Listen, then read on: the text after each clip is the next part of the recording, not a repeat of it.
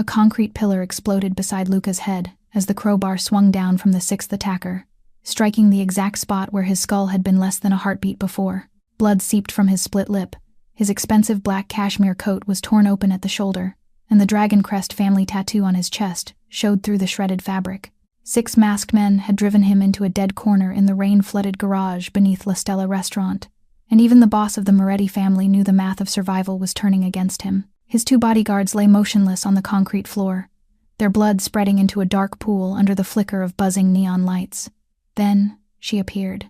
Scarlett Reyes stepped through the emergency exit, still wearing the bartender's white shirt and a black apron, her dark brown hair spilling loose from what had been a neat ponytail.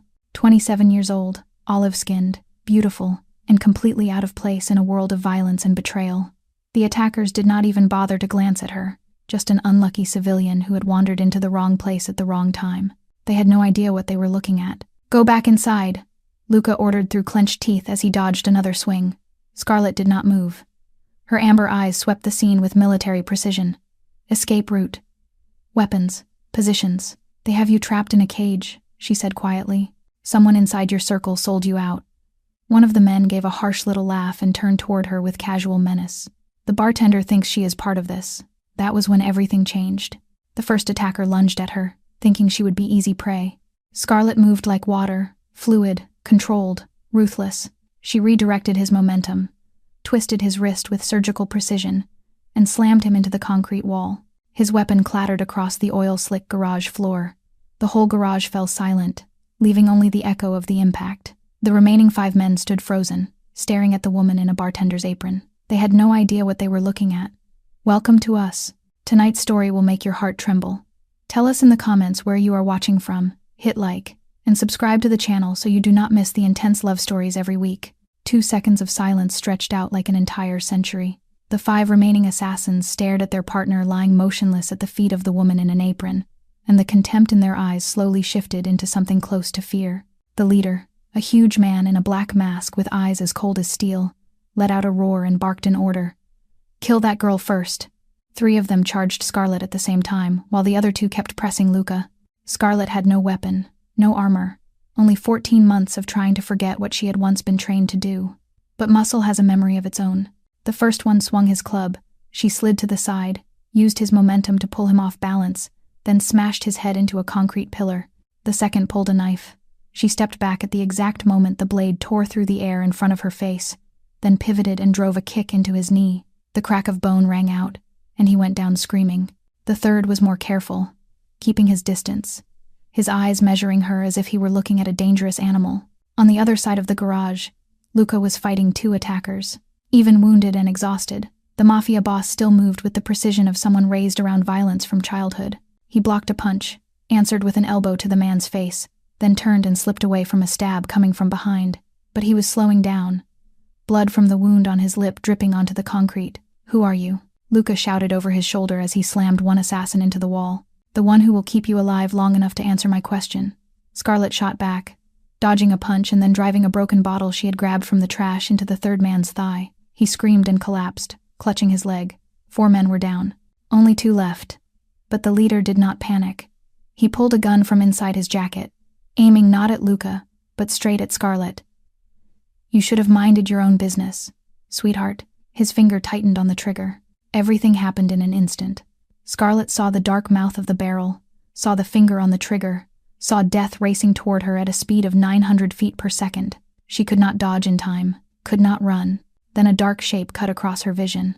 Luca threw himself between them, his body shielding her at the exact moment the gunshot exploded. The bullet tore through his left shoulder, blood spraying across Scarlett's white shirt like deep red petals. He twisted from the impact, staggered but stayed on his feet, his gray eyes on her with something she could not name.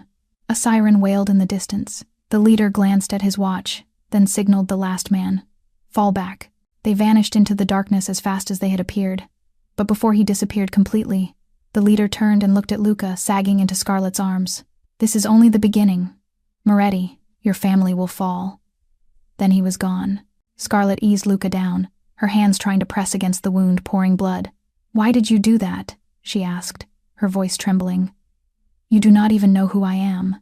Luca looked at her, his face pale from blood loss but his eyes still sharp. I do not know, he whispered. Maybe I am too tired of watching other people die because of me. Footsteps thundered from the stairwell. 4 men appeared, one of them in front, his face hard and controlled with sharp East Asian features. Marco Chen, Luca Moretti's right hand, a former Navy SEAL, the most loyal man in the family. And he was drawing his gun, aiming it straight at Scarlett. Step away from my boss. Right now, Luca tried to speak. Stand down, Marco. She saved my life. But Marco did not lower the gun.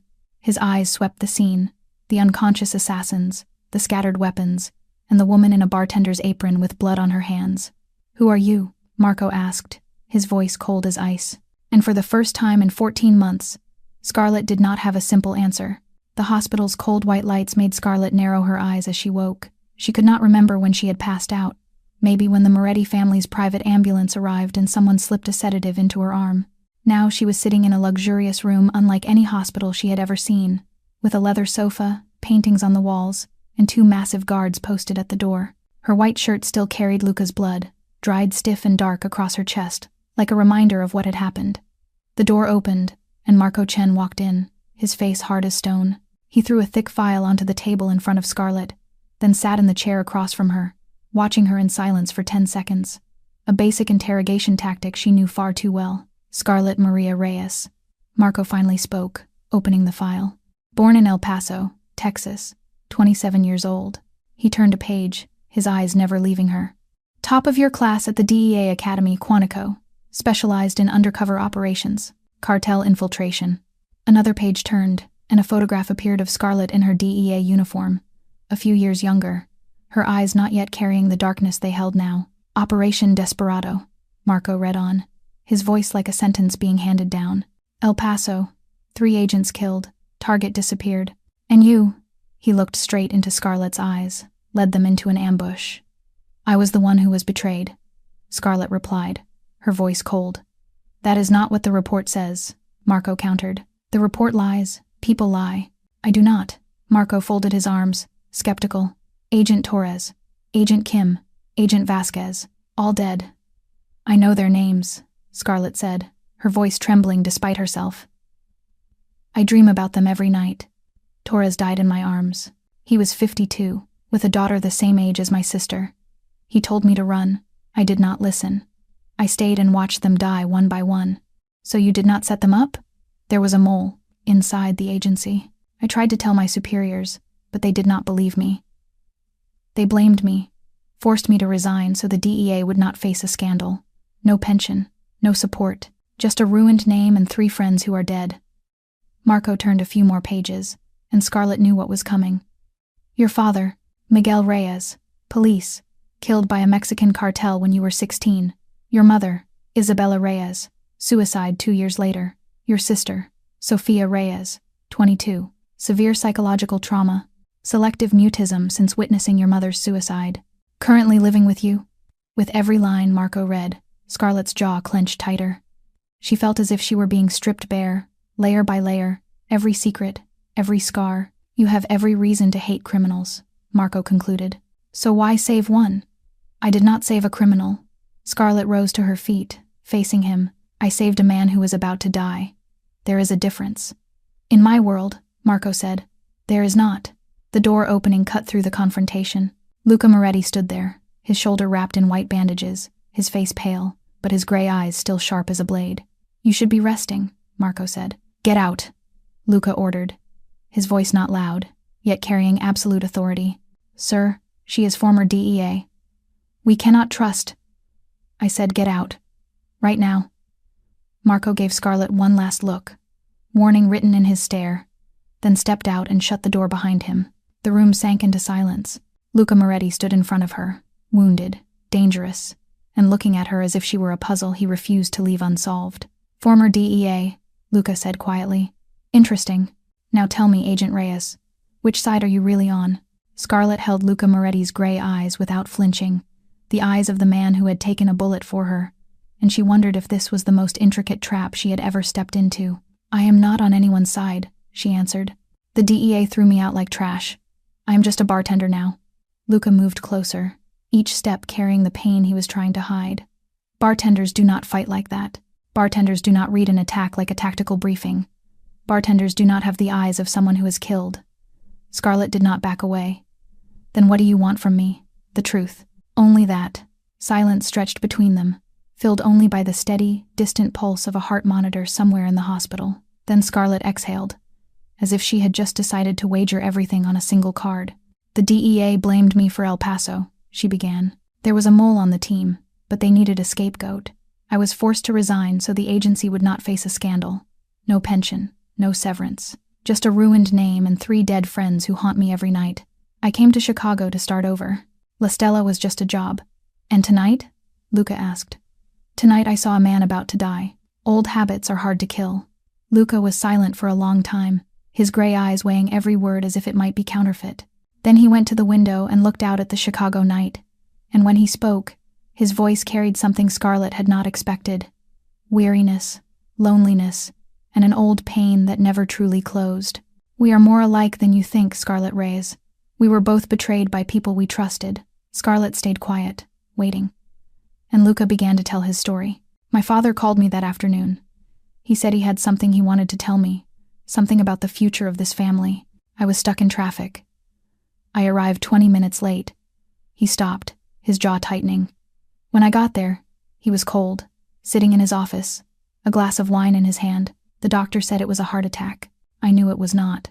Scarlett saw his shoulder tense, and she understood this was not simply a story. It was a wound still seeping after 3 years. The last thing he said to me on the phone was, "You make me proud, Luca. You will change everything." Luca turned back to her, and in his gray eyes the exhaustion showed, the kind his Mafia boss mask usually kept hidden. I have spent 3 years trying to understand what he meant, and 3 years failing. In that moment, Scarlett no longer saw the boss of the Moretti family. She saw a son trying to carry out a father's last wish, a man carrying the weight of the dead, just like her. "Someone in your family killed your father," Scarlett said softly, not a question but a statement. Luca nodded. "And tonight they tried to kill me. I need to find the traitor before he finishes the job." He stepped closer, close enough for her to smell blood and antiseptic, close enough for her to see the old scars along his neck. "Work for me, not as a bartender, as someone I can trust." "I do not work for the Mafia," Scarlett said immediately. "You will work for me," Luca replied, his voice steady, unshaken. "A man trying to change everything. I will pay you 10 times a bartender's wages, enough to cover the best therapy for Sophia." Scarlett froze. It felt like someone had driven a fist straight into her chest. "You know about Sophia?" "I know everything about the people who work in my restaurant," Luca said. "A background check on every employee. Sophia Reyes, 22 years old, severe PTSD, selective mutism since witnessing her mother's suicide. The therapy she needs costs $50,000. You make $3,000 a month. It would take years. You do not have the right." "I have every right. This is my world. Knowledge is survival." Luca held out his hand. An offer, a deal, a trap, or an opportunity. Scarlett could not tell anymore. 6 months. Help me find the traitor. I will pay the full cost of Sophia's treatment. Scarlett looked at his hand, then into his unblinking gray eyes. "And if I refuse?" "Then you walk out that door. No threats, no consequences, just a missed opportunity." She thought of Sophia, the nights her sister cried in silence, the nightmares that never ended, the money in the account that was never enough. Then she thought of El Paso, 3 people dead because of her. Maybe this time she could save someone. 6 months, Scarlett said. "Not 1 day more." Luca nodded. "Deal." Their hands met, an agreement sealed with blood and desperation. Scarlett's phone buzzed. A message from Sophia. "Sis, someone is watching our apartment.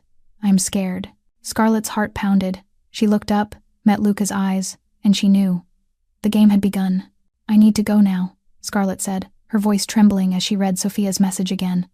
Luca did not ask for more. "Let's go." He ordered Marco to get the car ready, and within minutes, the armored Mercedes was tearing through the Chicago night at a dizzying speed. Scarlett sat in the back seat, her heart pounding like it might burst, reading her sister's message over and over. Sophia almost never texted. The girl did not speak, did not communicate, living inside her own private silence since the day she witnessed their mother's suicide. If Sophia was afraid enough to send a message, then it was worse than Scarlett had imagined. The apartment she rented was on the 4th floor of an aging building on the south side of the city. When the elevator doors slid open, Scarlett ran ahead, Luca and Marco close behind. Her heart sank when she saw her apartment door. It was ajar. "No," Scarlett whispered. She shoved it open, and the sight inside turned her blood to ice. A chair overturned, a vase shattered across the floor, the curtains torn to ribbons, signs of a struggle, or at least a frantic search. "Sophia!" Scarlett screamed, sprinting through the living room into the bedroom. Empty. The bathroom. Empty. The kitchen. Empty. "No, no, no." She spun in place, terror squeezing her chest until she could barely breathe. Then she heard it. A small sound. From the closet in the bedroom. Scarlett ran to it, yanked the door open, and her heart broke when she saw her sister. Sophia was curled into the corner of the closet, knees pressed tight to her chest, her whole body shaking like a leaf in a storm. Her eyes were wide, full of horror, but when she recognized Scarlett, a sob escaped her throat. "I'm here." Scarlett wrapped her arms around her sister, feeling Sophia's thin body tremble against her. "You're safe now. I'm here. You're safe." Sophia did not speak. She never did, but her fingers clutched Scarlett's shirt as if it were the only lifeline left in the world. Luca stepped into the room, his gray eyes sweeping the wreckage, then stopping on the table near the window. "Scarlett," he called, his voice tight. "You need to see this." Still holding Sophia, Scarlett rose and moved to where Luca pointed. On the table lay a black rose, its petals cold as a corpse, and a white card. She picked up the card, and the handwritten words made her feel like she might vomit. "The Moretti family has something of ours. Now we have something of theirs." No signature, but Luca did not need one to know where it came from. "Russo," he said, his voice like ice. "Victor Russo, head of the Russo family, our biggest enemy." Scarlett stared at him, not understanding. "But I have nothing to do with your family." Luca shook his head, his face dark. "They did not take Sophia to threaten me. They took Sophia to threaten you. Someone told them about you, about what you did tonight." Scarlett felt as if she had been punched in the stomach. The mole did not only want Luca dead, they were watching everything. And now Sophia had become a target. "It is not safe here," Luca said. "Both of you need to come with me. My family's estate is the only place safe enough." Scarlett wanted to refuse. She wanted to say she could protect her sister herself, that she did not need help from the Mafia. But when she looked down at Sophia, looked into her sister's terrified eyes, she knew she had no choice left. "We're going with him," Scarlett told Sophia, her voice gentle but firm. Sophia's eyes widened, and Scarlett braced for resistance, for panic. But for the first time in months, her sister nodded. Into the lion's den, they would go. The armored Mercedes glided along Chicago's empty roads at 5 a.m, when the city was still drowned in darkness and fog. Sophia had fallen asleep against Scarlett's shoulder, the steady rhythm of her breathing the only sound breaking the tense silence inside the car. They passed 3 security checkpoints before reaching the main gate of the Moretti estate, each one staffed by armed guards who inspected them thoroughly before letting the vehicle through. When the final iron gate swung open, Scarlett could not help holding her breath at the sight that rose before her. A 3-story villa in old Italian architecture stood imposing in the middle of sprawling grounds, marble columns, graceful arches, and a fountain at the center of the courtyard. Guards patrolled like ghosts in the early mist, and Scarlett counted at least 12 men within her line of sight alone. This was not a home. This was a fortress. An older woman waited at the front door as they stepped out of the car. She was about 62. Silver hair pinned into an elegant bun, a black silk wrap draped over her shoulders, and eyes sharp as a razor sweeping over Scarlett from head to toe. "This is the woman who saved my son," she said. Not a question, but a statement. "Mother, this is Scarlett Reyes," Luca introduced. "And her sister, Sophia. They will be staying here for a while." Donna Maria, Luca Moretti's mother, moved close enough for Scarlett to catch the scent of expensive perfume. She looked straight into Scarlett's eyes, and Scarlett felt as if every thought in her head were being read aloud. "Beautiful. Dangerous. Those eyes," she said slowly. "You have seen death." "More than I ever wanted to, ma'am," Scarlett answered, not looking away. Donna Maria nodded, something almost like respect passing through her gaze. "Good. I do not trust women who have never suffered. They do not understand sacrifice."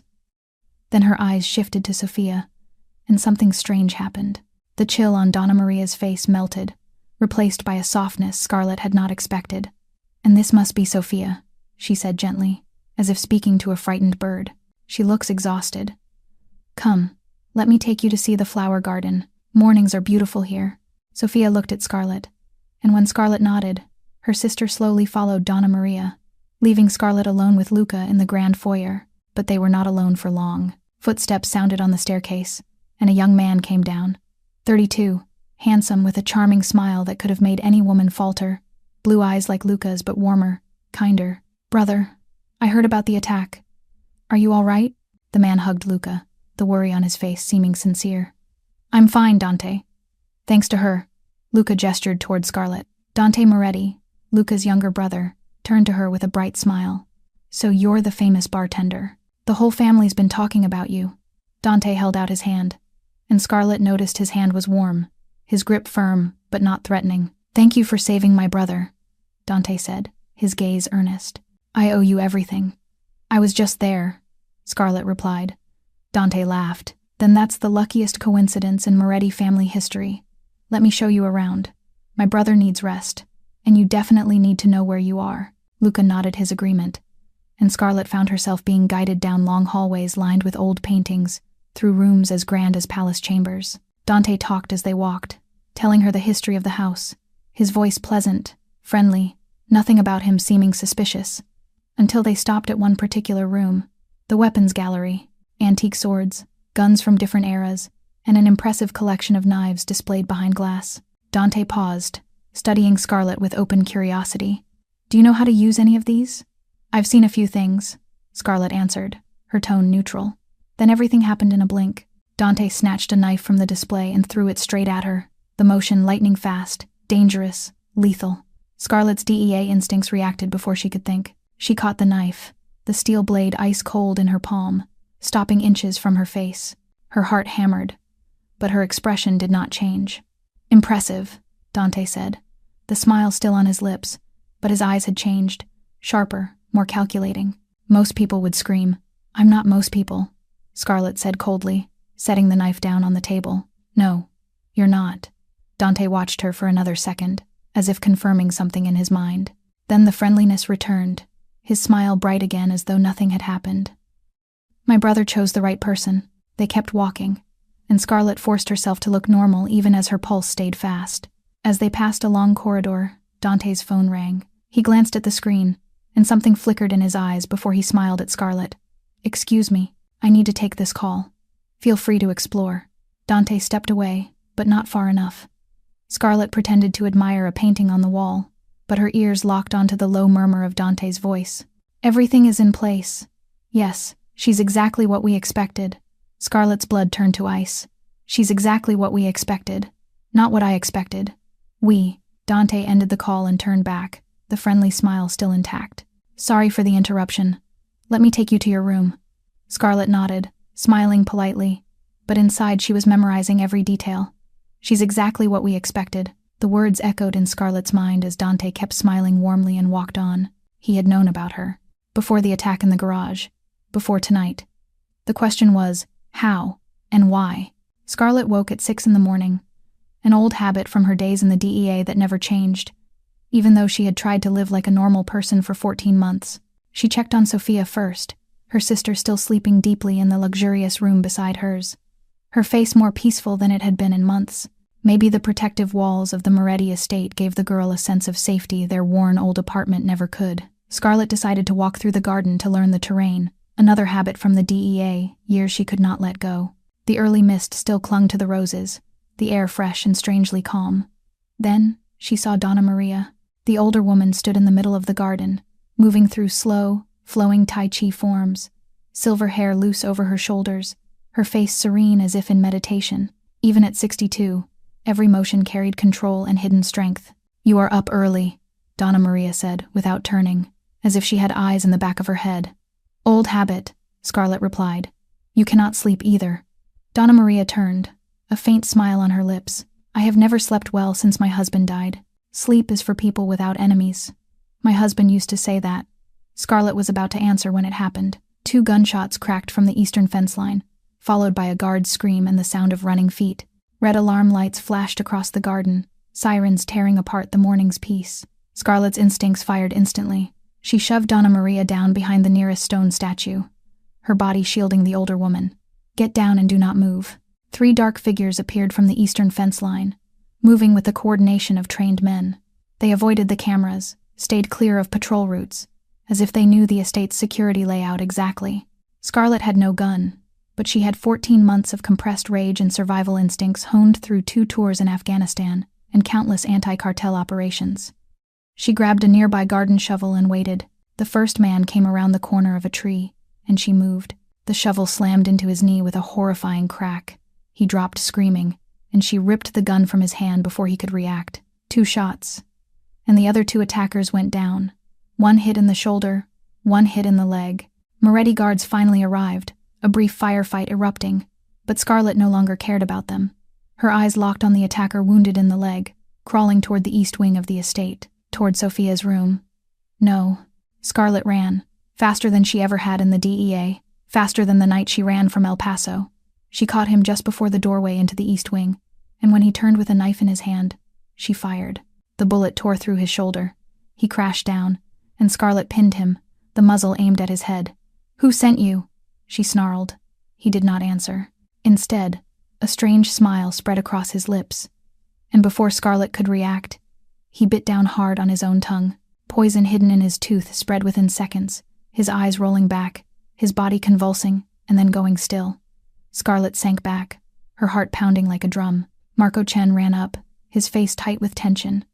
"Are you all right? Where is Donna Maria?" "Safe," Scarlett said, standing. "He was heading for my sister's room." Marco looked at the corpse, then at the chaos around them. They knew exactly where to strike, right at the guard shift change, along the one route without cameras, straight toward the family living quarters. "Someone inside gave them the information," Scarlett said, not a question. Marco nodded, his face dark. Footsteps thundered, and Dante appeared, breathing hard, his face full of worry. "Mother, are you all right?" "I was on the other side of the grounds when I heard the shots." Donna Maria stepped out from behind the statue, calm in a way that felt almost unreal. "I am fine, thanks to Reyes." Dante hugged his mother, murmuring comfort, but Scarlett was thinking of something else. This morning, during the tour, Dante had said he would be in the East Wing to check the security system. The assassins attacked from the East Wing. If Dante had been there as he said, he should have been the first to see them, not the one arriving 5 minutes late. Dante arrived late. Scarlett filed it away. He said he would be in the East Wing this morning. The assassins came from the East Wing. He should have been closer, not farther. The timing felt too convenient, she thought. Convenient enough to be suspicious. After the attack, the Moretti estate sank into a tension tight as a string about to snap. Luca called an emergency meeting with the capos in the private conference room, the most powerful men in the family seated around an oak table with grim faces. Scarlett was not allowed to attend, but she could hear strained voices bleeding through the closed door. Someone had betrayed them.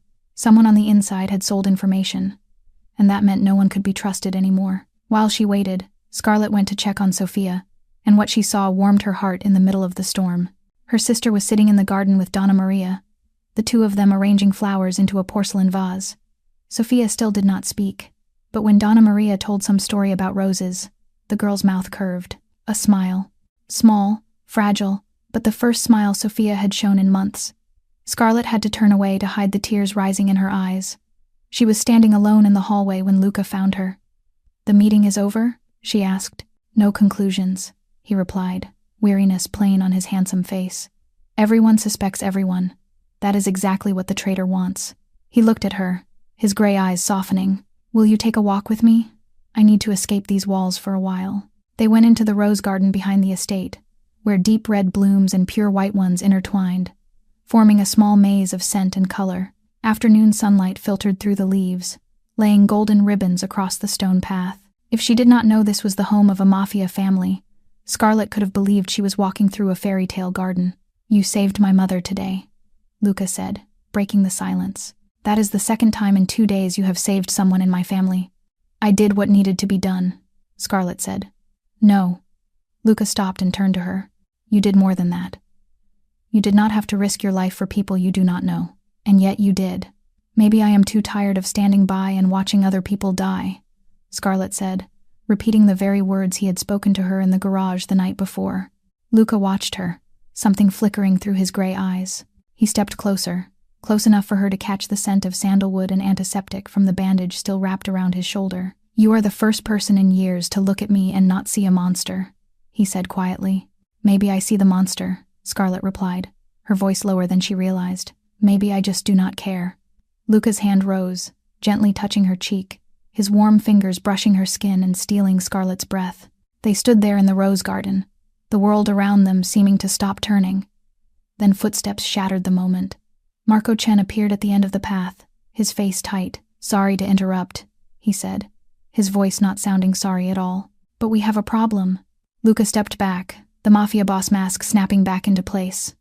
"What problem?" "The attacker's weapons. We traced the source." Marco paused, as if he did not want to continue. "They came from our armory." Scarlett's blood turned to ice. "From the Moretti armory? Who has access to that armory?" Luca asked, his voice dangerous. "Only 4 people. You, me, Dante, and the old butler." Scarlett said nothing, but she memorized every name. Later, when Luca went with Marco to deal with the problem, she slipped into the security room. She needed proof, not suspicion. The estate's camera system stored footage for 90 days. She began to search, filtering through hundreds of hours, hunting anything out of place. And she found it. A file that had been deleted but not fully overwritten. She restored it, and the image that surfaced on the screen stole her breath. Dante Moretti, shaking hands with an older man. The man's face was unclear, but on his wrist was a tattoo Scarlett recognized instantly. A coiled snake, the symbol of the Russo family. Scarlett stared at the restored image. Dante Moretti, shaking hands with a man wearing Russo's snake tattoo. Her blood went cold. The traitor was not only someone close to Luca, it was his own brother. It was 2 a.m, and Scarlett still could not sleep. Every time she closed her eyes, she saw Torres, Kim, Vasquez, 3 partners who had died because of her in El Paso.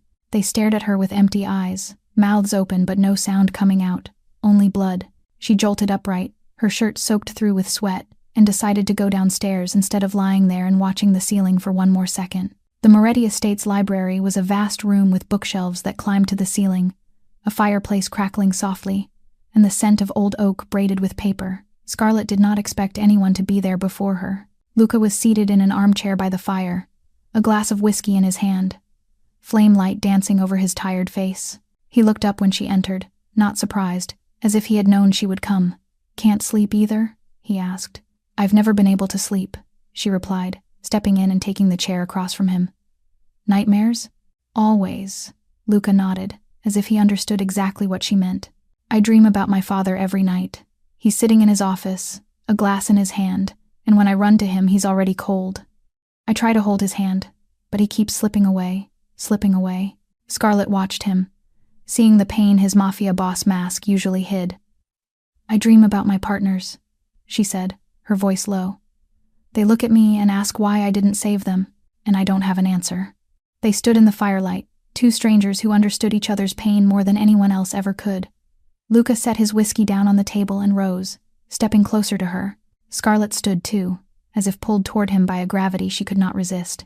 She knew this was madness. She knew who he was, and who she was, and that they came from 2 worlds that should never have touched. But when Luca stood in front of her, close enough that she could feel the heat of his body, every logical thought dissolved like morning mist. "I shouldn't do this," he whispered. "Do what?" "This."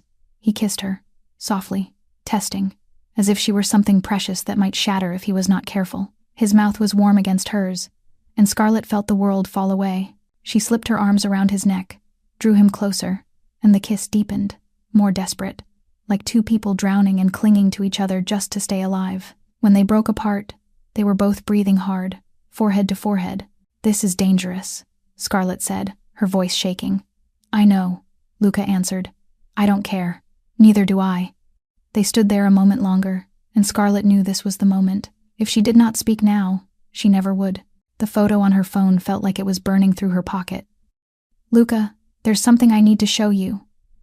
He looked at her, his gray eyes still blurred from the kiss. Scarlett took out her phone, opened the recovered image, and handed it to him. Luca's face went rigid as he stared at the screen. Dante, his brother, shaking hands with a man bearing the Russo family snake tattoo. "What is this?" His voice was ice. "I found it in the camera system. The file was deleted, but not completely overwritten." "Luca, I think Dante..." She could not finish the sentence. "This proves nothing," Luca said, but his voice trembled. Then let me prove it. Give me 48 hours. If I'm wrong, I'll leave. But if I'm right..." She did not finish. They both knew what it would mean. The next morning, Scarlett went to Luca's office with a thick folder in her hands. She had not slept after the kiss the night before. Instead, she had spent the entire night digging deeper into the estate's systems, searching for anything that could prove or disprove her suspicion about Dante, and what she found would not let her stay silent any longer. Luca was standing by the window when she stepped in, his face drawn tight as if he had been awake all night too. "Do you have more?" he asked without turning. "Access logs for the armory," Scarlett said, setting the folder on his desk. Dante went into the armory at 2 a.m, just a few hours before the attack on the estate. And here, she flipped to the next page. A recovered deleted email. "Your movement schedule for the past week was sent to an encrypted address." Luca finally turned, gray eyes dropping to the folder, and then lifting to her. "My brother, my own blood." Her eyes did not leave him. "You're telling me Dante, who grew up with me, who cried when our father died, who held my hand at the funeral, is the one trying to kill me." "Blood doesn't stop betrayal," Scarlett said, her voice gentle but firm. "I know that better than anyone." Luca stood abruptly, went to the window, and stared down into the garden below. His shoulders were rigid, and Scarlett could see him fighting himself. "My father built this family from nothing," he said, his voice distant. "He came to America with $200 in his pocket. He always said, 'Family is everything. Protect your blood, at any cost.'" He stopped, drew a deep breath. "When my father died, Dante was the one who kept me from falling apart. He cried at the funeral, held my hand the entire service. How can that same person..." He could not finish the sentence. "People wear masks, Luca," Scarlett said, stepping closer. "Sometimes they wear them for years." Luca turned back, and what stopped Scarlett was the wet shine in his eyes. Not tears falling, but the sheen of pain held in for too long. "If Dante betrayed me," he said, his voice shaking, "then everything I believe about family is a lie. Everything my father taught me, everything I've tried to protect, is meaningless." Scarlett moved closer, close enough to touch his hand. "Or maybe it means you need to redefine what family is. Family isn't only blood. Family is the people willing to die for each other, the people who never betray each other." Luca looked at her, and something shifted in his eyes. Anger, pain, but also resolve. "Go," he said. "Find your proof. But if you're wrong..." "I know," Scarlett answered. She left Luca's office, her heart racing. She needed proof that could not be denied, and there was only one place it could be: Dante's private office. She found Marco in the security room, where he was reviewing camera footage from the attack. When she told him her plan, Marco's jaw tightened. "Do you know how dangerous that is? Dante has his own guards. If you're caught..." "I need into his private office." "Tonight," Scarlett cut in. Marco watched her for a long moment, then let out a breath. 11 at night, West Wing. I'll handle the guards. You have 10 minutes, no more." "That's enough." Marco nodded, but his eyes were still full of worry. "You know, if you're right about Dante, this will destroy Luca." "I know," Scarlett said, "but if I'm wrong, it will destroy me. I need into Dante's private office. Tonight." Marco's jaw clenched. In a few hours, she would know the truth, or she would die. At 11 o'clock at night, the Moretti estate was swallowed by darkness and silence. Scarlett moved like a ghost through the West Wing corridor, her footsteps making no sound on the marble floor. Marco had kept his word. The hallway was free of guards, and she had 10 minutes to find what she needed. Dante's private office sat at the end of the corridor, a heavy oak door with a complex lock. But Scarlett had broken into places more tightly protected than this during her time with the DEA. The lockpick set in her hands worked in near silence, and in 30 seconds the door opened with a small click. Inside, the office was black as ink. Scarlett switched on a small flashlight and swept its beam across the room. Expensive wood, antique paintings on the walls, bookshelves filled with leather-bound volumes. Everything radiated luxury and power, but there was something cold about it, something hollow. Nothing like Luca's office with its family photographs and his father's keepsakes. She began to search. The desk, locked. The filing cabinet, locked. The computer, password protected. Then her eyes stopped on the Italian landscape painting on the wall, slightly off compared to the others. She stepped closer, lifted the painting away, and her heart beat faster when she saw the small safe hidden behind it. She tried a few codes. Dante's birth date. No. Don Enzo's date of death. Click. The safe opened. What lay inside turned her blood to ice. A thick stack of contracts between Dante Moretti and Victor Russo, dividing Chicago territory after the leadership changed. A detailed timeline, the garage attack, the estate attack, and another one that had not happened yet, marked as the final phase. And at the bottom, a photograph of Sophia, with a handwritten note beneath it, leverage if necessary. Scarlett's hands shook as she photographed everything with her phone. He had been planning for Sophia from the very beginning. Then the lights snapped on. Scarlett spun around, and her heart seemed to stop. Dante stood in the doorway, a gun in his hand aimed straight at her. The friendly smile gone, replaced by eyes cold as ice. "I knew you were good," he said, "but I didn't think you would find those things." "Then kill me," Scarlett answered, her voice unexpectedly calm. "Finish it," Dante laughed, a cold laugh without humor. "Kill you? Why would I do that? You're far too valuable alive." He walked into the room and closed the door behind him. "You see, I've been watching you for months, Reyes. Even before La Stella." Scarlett felt as if she had been punched in the stomach. "What? Your psychological profile is fascinating," Dante continued, speaking as if discussing the weather. "A former DEA agent with a hero complex, paralyzing guilt from El Paso. A younger sister who needs expensive treatment. You were built to save my brother. I simply put you in the right place." "You wanted me to save him?" Scarlett asked, unable to believe what she was hearing. "I wanted you to get close to him, make him trust you, love you." Dante tilted his head, his gaze calculating. What better way to destroy a man than through the woman he loves? Scarlett felt sick. Everything, from the beginning, the attack in the garage, her saving Luca, all of it, had been part of Dante's plan. "You will lead my brother into a trap," Dante explained. "You will be blamed for his death. A former DEA agent seduces and kills a Mafia boss. The press will love that story. I take over the family. Victor Russo becomes the partner. It's perfect." "I will never do that," Scarlett said through clenched teeth. Dante raised his phone and showed her the screen. A live video of Sophia sleeping in her room, the camera angle from a ceiling corner. "I have 4 men watching this estate. 2 more are right outside your sister's room. 1 wrong step, 1 suspicious word, and Sophia will die before you can blink. My people have been in position since the day you arrived here. You never had a chance." Scarlett stared at the screen, at Sophia sleeping peacefully, unaware that death was waiting just outside the door. She felt pinned in place, with no way out. 24 hours, Reyes," Dante said, his tone gentle, as if inviting her to tea. "Willis Tower. Bring my brother there. Watch him die. Or watch your sister die first. Choose." The door opened. 2 men dressed in black stepped inside, and one of them held a syringe that gleamed under the light. "Now sleep," Dante said, the smile returning to his lips. "You have a long day ahead." Scarlett opened her eyes, and the first sensation was pain, a hammering ache splitting her head. Morning light spilled through the bedroom window, and it took her a few seconds to realize she was lying in her own bed inside the Moretti estate. A sedative. They had sedated her. She sat up fast, her heart skittering, and the first thing she did was run to the room next door. Sophia was still asleep, her face peaceful, unaware of what had happened the night before. But when Scarlett looked out of her sister's window, her blood went cold. A figure stood in the courtyard below, staring up at Sophia's room, then turning away the moment he saw Scarlett looking down. Dante's man.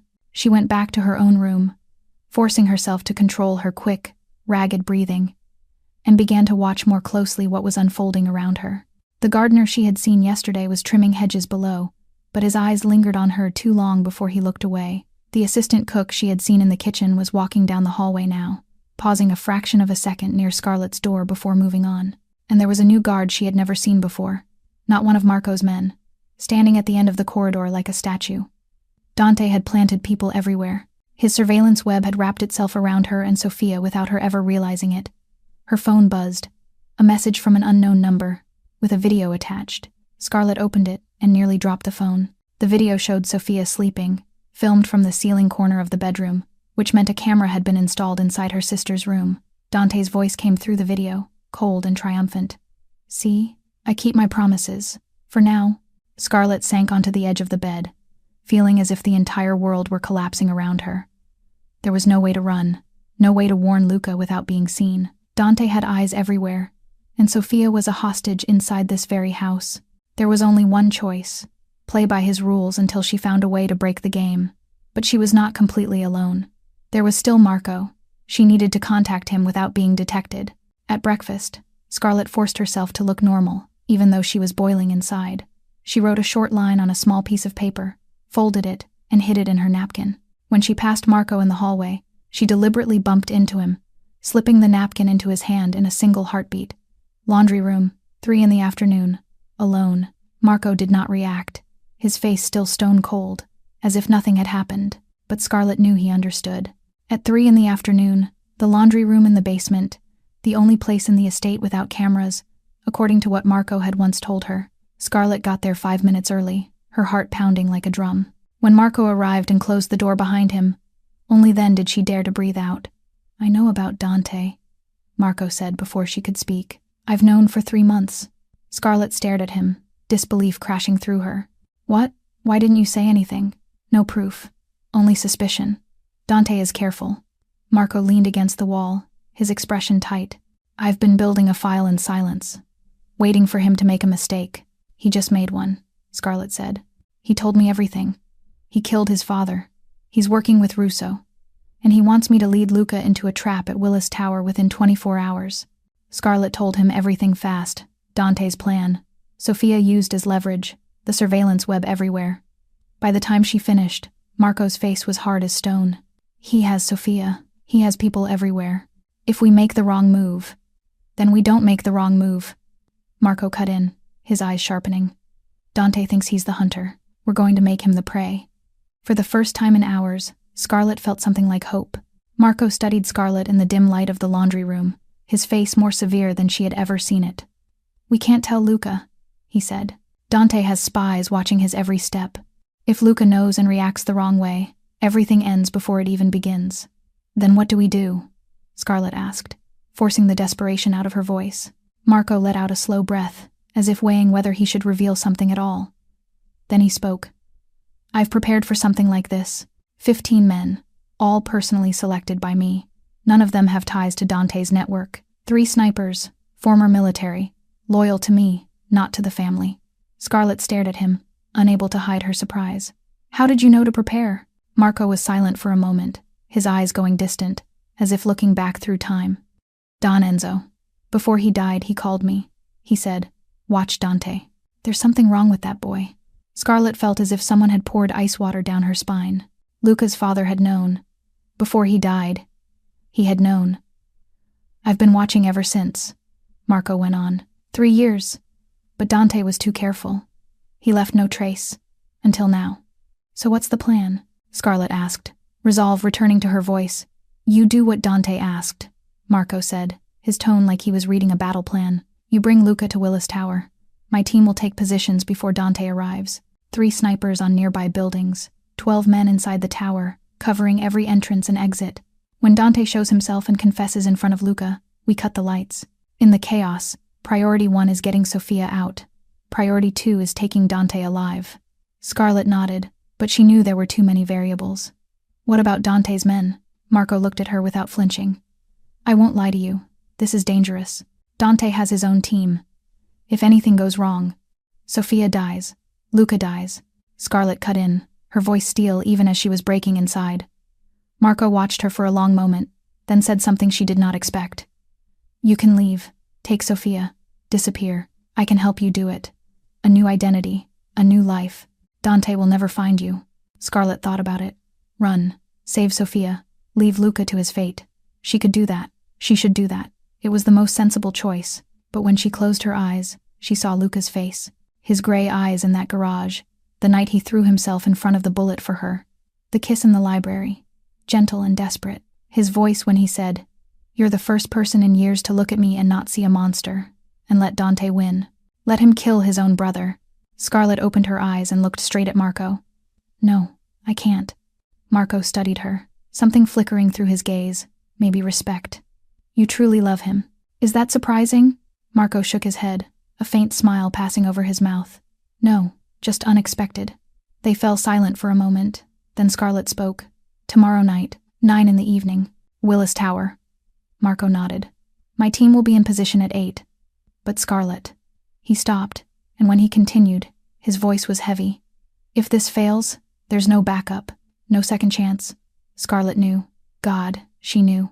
The next morning, Scarlett sat at the breakfast table with puffy eyes and a faint tremor in her hands, not entirely acting, because she truly had not slept all night. She avoided looking into Luca's eyes, afraid he would read the truth there. Sophia sat beside Donna Maria, quietly eating breakfast, unaware that a camera was tracking her every movement. Dante sat across from Scarlett, his blue eyes never leaving her for a single second, a friendly smile on his mouth but a gaze cold as ice. "You look exhausted, Reyes," he said, his tone thick with fake concern. "Nightmares," Scarlett answered, her voice weak. Dante nodded in sympathy, but she could see the satisfaction in his eyes. He thought she had been broken. Good. After breakfast, as Scarlett walked down the hallway, Dante came up behind her and blocked her path. No one else was around, and the friendly smile had vanished from his face. "You're playing your part very well," he said, his voice low. "I'm not playing anything," Scarlett replied. Dante stepped closer, close enough that she could feel his breath against her cheek. "Let me make something clear. If I see you talking to Marco longer than necessary, Sophia loses a finger. If I see you write anything, Sophia loses an eye. If I see anything suspicious, Sophia dies. Slowly. Do we understand each other?" Scarlett swallowed, forcing her body to stop shaking. "Yes." Dante smiled and patted her cheek the way someone praised a well-trained dog. "Good girl." Then he walked away, leaving Scarlett alone in the hallway with her heart pounding like a drum. In the afternoon, while Scarlett sat alone in the garden, trying to steady the chaos in her mind, Donna Maria appeared. She sat down beside Scarlett, stayed quiet for a moment, then spoke in a voice that was gentle but firm. "You're leaving tonight." Scarlett turned toward her, struggling to keep her face normal. "I don't know what you mean." Donna Maria smiled, a sad smile full of understanding. "I'm old, but I'm not blind, and I know my sons." She paused, her eyes far away. "Dante has always been different, cold on the inside. Mrs. Moretti." "I know something is happening," Donna Maria cut in. "I don't know the details, and I don't want to. But whatever you're planning, you have my blessing." Scarlett stared at her, not knowing what to say. "But promise me one thing," Donna Maria continued, her aged eyes still sharp as they held Scarlett's. "What?" "Bring Luca home. He is all I have left." Scarlett felt her throat tighten. "I promise." Donna Maria took Scarlett's hand, and Scarlett felt something being pressed into her palm. "I will help you. Tonight, at dinner, I'll keep Dante occupied. Give you time to prepare." And Scarlett, she opened Scarlett's hand, revealing a small knife wrapped in silk. "My husband gave me this, for protection. Now it's yours." At 7 in the evening, Scarlett stood in her room, preparing for what was coming. She wore black jeans, a dark jacket, and boots she could run in. The small gun Marco had given her was hidden at her ankle, Donna Maria's knife tucked into her waistband, and her phone with all the photographs of evidence in her pocket. She stared into the mirror and did not recognize the woman staring back. This was not the bartender from La Stella. This was Agent Reyes. One last time. At 8, a knock sounded at the door. Luca stood there in a black suit, gray eyes on her with absolute trust. "Ready?" "Ready." They looked at each other, and Scarlett saw Luca sense something was wrong. His eyes darkened a shade, his jaw tightening, but he did not ask. Instead, he said something that tore her heart open.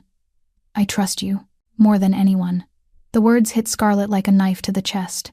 She was leading him toward death, and he trusted her more than anyone. They walked out to the car, Luca sitting beside her in the armored Mercedes. As the vehicle rolled away from the estate, Scarlett looked into the rearview mirror.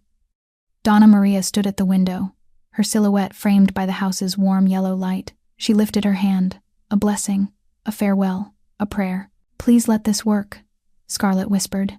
Luca stood as if turned to stone, his gray eyes sweeping the room, from Dante to Victor Russo, from the gunman to Sophia, bound to the chair, and finally stopping on Scarlett. His face moved through a whole storm of emotions in a single heartbeat: shock, disbelief, and then something deeper. A pain so sharp it seemed to hollow him out. "What is this?" he asked, his voice strangled. "Her sister. What the hell is going on?" Then he turned to Scarlett, and the next question tore through her like a blade. "You knew?" Before Scarlett could answer, Dante let out a laugh, cold and echoing in the wide-open space of the observation deck. "Oh, brother, you've always been slow." "Of course she knew.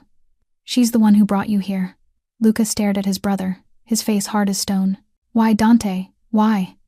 Dante stepped forward, one hand still tucked into his coat pocket, carrying the easy confidence of a man holding every card. Because you're weak, Luca. You've always been weak.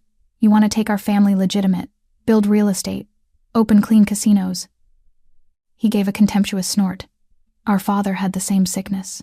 Luca's blood seemed to freeze in his veins. Father? What did you do to him? Dante tilted his head, the smile still on his mouth but his eyes cold as ice. What had to be done? He was about to name you his successor, about to drive our family down the road to ruin called legitimacy. I couldn't let that happen. Luca lunged at Dante, but 2 gunmen moved instantly, blocking him, barrels leveled straight at his head. You killed your own father, Luca roared, his voice shaking with fury and grief. Your own blood. I freed this family, Dante replied, not a flicker of regret in his tone. And Victor, he gestured toward the older man standing like a statue, is my partner. We'll split Chicago. His territory, my territory. Clean and simple. And her? Luca demanded, his eyes cutting to Scarlett. What role does she play in your sick game? Dante turned his gaze to Scarlett, amusement glittering there. Reyes, she's my masterpiece. A former DEA agent with a hero complex. Paralyzing guilt from El Paso. A little sister who needs protecting. He stepped closer to Sophia and stroked her hair, making Scarlett's sister flinch and shrink in fear. I watched her for months, placed her at La Stella, arranged the garage attack so she'd have the chance to save you. All so she could get close to you, make you trust her, love her. Dante looked back at Luca, his smile widening. She was supposed to lead you here. Watch you die, then take the blame for everything. A former DEA agent seduces and murders a Mafia boss. The press will adore that story. I take over the family. Perfect. Luca turned to Scarlett, and what stunned her was the absence of anger in his eyes. There was only understanding. You're trying to save your sister, he said softly. Tears spilled down Scarlett's cheeks. She no longer had the strength to hold them back. I'm sorry, she whispered. I'm so sorry. I know, Luca said. And somehow those 2 simple words carried more meaning than any forgiveness ever could. Victor Russo, who had stayed silent through the entire exchange, finally lost his patience. He stepped forward, his aged face twisting with irritation. Enough of this family theater. Kill them both. 6 gunmen lifted their weapons as one, 6 dark barrels aimed straight at Luca and Scarlett. Scarlett looked around for any escape, but there was none. They were on the 103rd floor, surrounded by enemies, and Marco still had not appeared. This was it. This was how everything ended. She closed her eyes and thought of Sophia, of Luca, of everything she had never gotten to say. 6 guns aimed at their heads. No way out. No Marco. This was it. Then the lights went out. Darkness swallowed the skydeck in an instant, and chaos erupted. Screams rang out, feet hammered in every direction, and Scarlett rolled hard to the side. Survival instincts forged in the DEA, firing before thought could catch up. The tiny earpiece Marco had slipped her that afternoon crackled to life with static. We're blocked. Marco's voice came through, tight with strain, gunfire popping behind him. Dante has reinforcements on the 100th floor. How long? Scarlett whispered, her heart pounding like a drum. 3 minutes, maybe more. You're on your own. 3 minutes, 180 seconds. Too long. In the pitch black, Scarlett realized a brutal problem. The gun she had hidden at her ankle had been taken when they passed the metal detector in the lobby. All she had left was Donna Maria's knife at her waist. Gunshots cracked blindly in the dark as Dante's men fired at shadows, trying to hit targets they could not see. Scarlett crawled across the glass floor, toward where she had last seen Sophia sitting. Her hand found the chair leg, then the rough bite of rope. Sophia, she whispered. It's me. Don't move. She pulled the knife free and cut fast through the cords binding her sister. And then, something miraculous happened. For the first time in months, Sophia spoke. Scarlett. Her sister's voice trembled, thin and shaken, but it was a voice, a sound, something Scarlett had begun to believe she would never hear again. Get down and don't move, Scarlett ordered, shoving Sophia flat to the floor just as a beam of light snapped on in the middle of the room. Dante stood there, a flashlight in one hand, a gun in the other, the smile still on his mouth, though his face was ice now. Well done, Reyes, but I always have a backup plan. He swept the flashlight across the room and aimed the gun straight at Sophia sprawled on the floor. Come out, or she dies. Scarlett started to rise, unable to let Sophia be shot, but before she could move, a dark shape slammed into Dante from the side. Luca. The brothers crashed together, the gun flying from Dante's grip and skidding across the glass floor. The flashlight fell and rolled away, throwing crazed streaks of light as the two men grappled on the ground. Luca's fist drove into Dante's face. Dante answered with a knee to Luca's gut. They rolled and twisted, each trying to gain the advantage. Right then, the emergency door blew open with a violent bang. Marco stormed in, 8 men behind him, less than half of the 15 he had started with. His face was smeared with blood, his shirt torn, but his eyes were still sharp as blades. They had lost 7 men on the lower floors, but they had come anyway.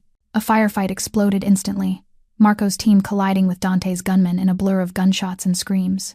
Glass shattered, cold wind and snow pouring in from outside, and Scarlett crawled to shield Sofia from the wild bullets whipping through the air. Victor Russo tried to run for the elevator, his aged face twisted with fear, but Marco cut him off.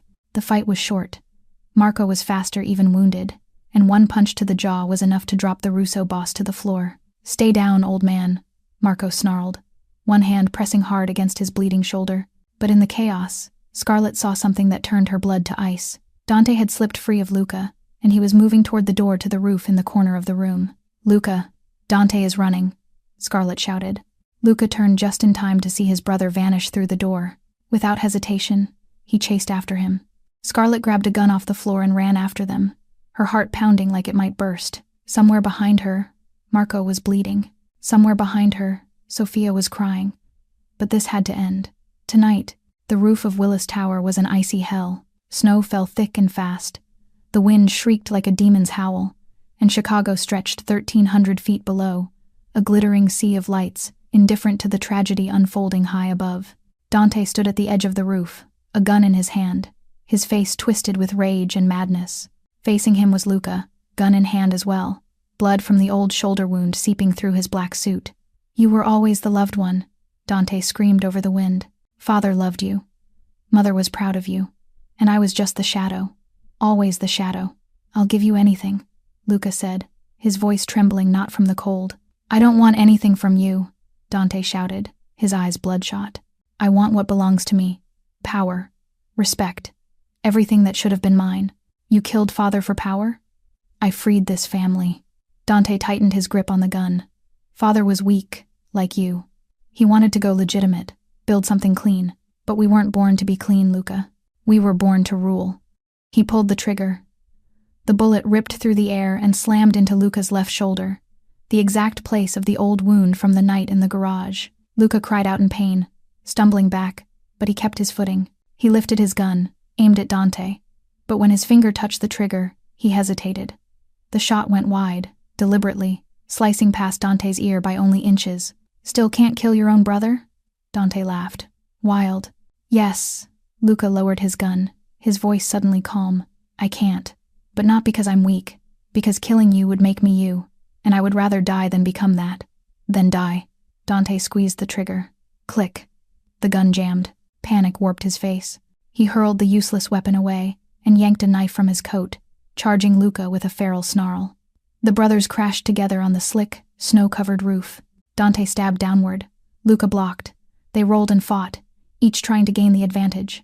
Dante nearly drove the blade into Luca's throat, the edge hovering only centimeters from the artery. Then a gunshot cracked. Dante screamed.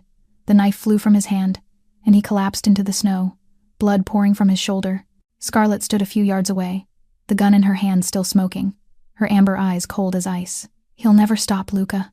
Luca rose, picked up Dante's gun, and stepped over his brother as he lay groaning in the snow. "Do it," Dante taunted, blood bubbling at the corner of his mouth. "Prove you're strong." Luca looked down at him, the brother who had killed their father, betrayed their family, nearly killed him and everyone he loved. His fingers tightened around the grip. Then he lowered the gun. "Strength isn't killing your own blood," he said. "Strength is not becoming you." The roar of a helicopter tore the sky. But this was not an FBI helicopter. A black helicopter bearing the Moretti crest set down on the roof, and Donna Maria stepped out with 2 bodyguards beside her, silver hair whipping in the wind. "I couldn't stay home and wait," she said, her voice trembling, her eyes unshaken. She walked to where Dante lay and looked down at her youngest son with an expression that could not be read. "Mother," Dante groaned, reaching for her. "Help me." Donna Maria looked down at her son, and when she spoke, her voice was ice. "I know. I always knew. When you were 8, I found you torturing a cat. I prayed I was wrong. Tears began to slide down her cheeks, but her voice did not shake. When your father died, I saw your eyes. Not grief. Relief. I've watched you since then, hoping, praying. You are my son, my baby, and you became a monster. She turned away, not looking back. Take him. The FBI helicopter appeared moments later. Marco had called it in earlier. Dante was cuffed and lifted onto a stretcher, but before they carried him away, he looked back at Luca with eyes full of hatred. This isn't over. It's over, Luca said, and for the first time, his voice held no pain, only release. Scarlett looked around and saw the wreckage. Marco had a shoulder wound and was being bandaged by one of the survivors. 7 of his 15 men were dead on the lower floors. 3 of Dante's assassins were dead. 3 were under arrest. Victor Russo was badly injured and was being strapped into a stretcher in cuffs. And Sofia, her sister, was curled under a blanket someone had wrapped around her, eyes wide, stunned, but safe, alive. The helicopter carrying Dante lifted into the snowy sky, and Donna Maria stood between her 2 sons, one a prisoner, one covered in blood. It's over, Luca said. Scarlett took his hand. No, she answered. It's only beginning. 2 years later, morning sunlight poured through the glass walls of the Moretti Reyes Community Center, a brand new building rising in the middle of a neighborhood that had once been a blood-soaked battleground for Chicago's Mafia families.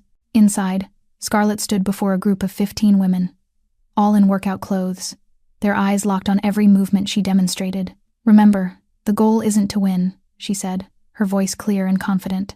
The goal is to get out, survive, make it home to your family. The trainees nodded, repeating the basic self-defense sequence she had just taught, and Scarlett smiled as she watched their progress. She was no longer the bartender at La Stella, and no longer the DEA agent carrying guilt like a second skin. She had found a new purpose, giving other women the ability to protect themselves. From the doorway and back, Luca Moretti stood watching his wife with a look full of love. He had changed so much in 2 years, the scar on his shoulder healed, the expensive suit replaced by an everyday shirt, the weight of a mafia boss set down in order to become a legitimate businessman. The Moretti family now operated entirely within the law, real estate, hotels, and community centers like this one, just as Don Enzo's old wish had been. Dante was serving a sentence of 30 years in federal prison, with no possibility of pardon, living out his lonely days despised by other inmates for the betrayal of his own family. Victor Russo had died in prison after 6 months, age and grievous wounds giving him no chance to live longer. Marco Chen, who had lost 7 teammates on that fateful night at Willis Tower, was now the chief executive of a legitimate security company, the wound on his shoulder healed and his loyalty to the Moretti family unchanged. But perhaps the most miraculous change belonged to Sofia. The girl who had been silent for years was now in her 2nd year of college, majoring in psychology, talking and laughing like any ordinary young woman, and she even had her first boyfriend, a medical student Luca had interviewed so thoroughly that Marco had to step in and stop him. Donna Maria still lived at the Moretti estate, but now her laughter filled the halls every day as she cared for her granddaughter, Elena Maria Moretti, 8 months old, the daughter of Luca and Scarlett, with her father's gray eyes and her mother's olive skin. After class ended, Luca walked up behind Scarlett and wrapped his arms around her waist from behind. "You teach so well," he whispered against her ear. "I'm just sharing what I know," she replied, turning to kiss him softly. They stepped outside into the courtyard, where the Chicago sun felt warm and the sky was a clean blue without a single cloud. Luca looked at his wife, the woman who had changed his life, and asked the question he had wanted to ask for a long time. "Do you ever regret it? Walking into that garage?" Scarlett looked at him, her amber eyes bright in the sunlight. "Every day. I'm grateful I did. Even the bullets, the betrayal, especially those things. Because they led me to you." They stood there, hand in hand, looking toward the Chicago skyline, a city that had once been a battlefield and was now their home. Some wounds never fully heal, but with the right person beside you, they become scars, proof that you survived, proof that love is worth fighting for. Their story did not begin like a fairy tale. It began with a gunshot in a parking garage, and that made it more real than anything else. This story brings us profound lessons about life. First, family is not blood. It is the people willing to sacrifice for you and never betray you. Second, the past does not define you. Mistakes and guilt from the past can be redeemed by the right actions in the present. Third, true love demands trust and sacrifice, but the reward is worth every hardship. And finally, Real strength is not found in violence, but in restraint, forgiveness, and refusing to become what you hate. Thank you for staying with us until the end of the story.